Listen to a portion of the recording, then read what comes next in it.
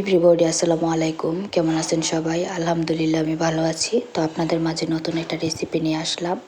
রেসিপিটা হচ্ছে আপনার গরুর মাংস শুকিয়েছিলাম আর কি। তো শুকনা গরুর মাংস দিয়ে নতুন আলু দিয়ে রেসিপি আর কি। তো এটা আমাদের আগে মানে যখন আমাদের আগে মুরব্বীরা ছিল, যেমন ধরেন আমার দাদা দাদির বয়সের যারা ছিল, তো ওই সময় এই মাংসটা শুকানো হতো আর কি। এখন সচরাচর এই মাংসটা শুকানো হয় না, কারণ এই মাংসটা এখন শুকানো হয় না। এই জন্য এখন তো নতুন আপডেট কত রকমের ফ্রিজ বের হয়েছে, মানুষ কুরবানি দিয়ে ফ্রিজে রেখে দেয়। তো আগের দিনের মানুষ তো এত ফ্রিজ ছিল না, সেজন্য এরা শুকিয়ে রাখতো, আর পরে নতুন আলু আসলে বা পরে আলু দিয়ে ভাজি করে খেত। অনেক মজার একটা রেসিপি। তো আসলে এই কথাটা আমি আপনাদেরকে কিভাবে বলি যে আগের যেই স্বাদ, এই স্বাদ এখন আর কেন জানি পাওয়া যায় না। তো আগে তরকারি এই শুকনা মাংসের তরকারিটা আলু দিয়ে ভাজি করলে আমার কাছে অনেক ভালো লাগতো। তো ইদানিং আমি তো ভাজি করতেছি, তো ভালো লাগে না এরকম না, মোটামুটি ভালো লাগে আর কি। তো বিশেষ করে আমরা যারা আছি মানে এখনের বয়সের আর কি, ইয়াং বয়সের যারা আছি, তারা কিন্তু এই ভাজিটা অনেকেই পছন্দ করি। আমি জানি না তো কে কে পছন্দ করে, কিন্তু আমাদের ফ্যামিলির সবাই ভাজিটা অনেক পছন্দ করে। শ্বশুর বাড়ি বলেন আর বাবার বাড়ি বলেন, সবাই ভাজিটা অনেক পছন্দ করে। আর বিশেষ করে আমার হাতের রান্না যদি হয় তাহলে তো আর কোনো কথাই নাই, কারণ নিজের প্রশংসা নিজে করতেছি। তো আপনারা কিছু মনে করবেন না।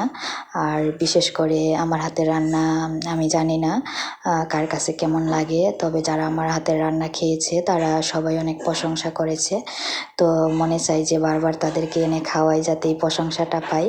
তো আসলে আমরা মেয়েরার জীবনটাই কিন্তু এরকম রান্নাবান্নার মধ্যে কাটে, বেশিরভাগ সময় কিন্তু কিচেন রুমে কাটে। তো বিশেষ করে মেয়েরা যদি রান্নাটা একটু স্বাদ করে না করতে পারে, তাহলে কিন্তু জীবনটাই আমি মনে করি বৃথা। কারণ হাজব্যান্ড বলেন বা শ্বশুরবাড়ির ফ্যামিলির মানুষ বলেন আর বাবার বাড়ির ফ্যামিলির মানুষ বলেন, আর আপনি কোথায় গেছেন, কোথাও যাইতেছেন বা কোথাও গেছেন, এরকম পরিবেশে যে সিচুয়েশন পরে অনেক সময় রান্না করার, ওই সময় যদি আপনি একটু রান্না করতে পারেন, তাহলে কিন্তু আশেপাশের মানুষগুলো যারা খাবে তারা যদি একটু মজা পায়, তাহলে তো সুনামটা আর একটু বেড়ে যাবে।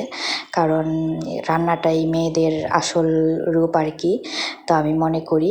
তো আপনার ভাইয়া আমাকে প্রায়ই বলে, তোমার হাতের রান্না কিন্তু অনেক মজা, আর তুমি তো বিশেষ করে বাড়িতে থাকতে রান্না করছো না, কারণ তো আমি তো জানি, কারণ তোমার আম্মা তোমাদেরকে অনেক আদর করে বড় করছে বা অনেক যত্ন করছে। এখনও তো আমার একটা ছোট বোন আছে, তো তাকেও আম্মা অনেক যত্ন করে বা আদর করে। তো বিশেষ করে আম্মা আমাদেরকে এমনিতে অনেক আদর করতো, প্রায়ই আমাদেরকে নলা তুলে খাওয়াই দিত।